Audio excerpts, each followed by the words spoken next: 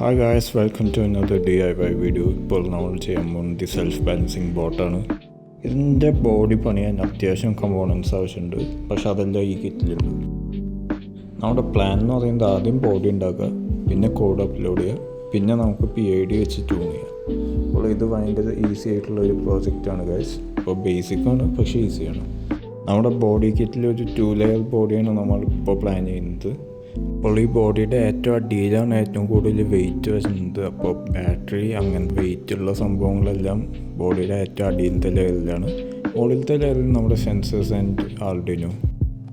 ഈ ബാറ്ററിയാണ് നമ്മൾ ഉപയോഗിക്കുന്നത്. നാനോയാണ് നമ്മുടെ കൺട്രോളർ. പിന്നെ ഒരു MPU 6050 ആണ് നമ്മുടെ ആംഗിളെല്ലാം കണക്കാക്കുന്നത്. L298 വെച്ചാണ് ഈ മോട്ടറൊക്കെ ഡ്രൈവ് ചെയ്യുന്നത്. ഇതിനാവശ്യമുള്ള കോഡെല്ലാം നമ്മുടെ കയ്യിലുണ്ടായിരുന്ന നമ്മളത് അപ്ലോഡ് ചെയ്തു, ടെസ്റ്റ് ചെയ്തു.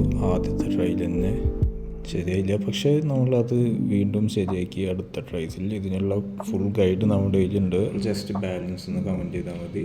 നമുക്ക് അടുത്ത വീഡിയോയിൽ കാണാം ഗൈസ്.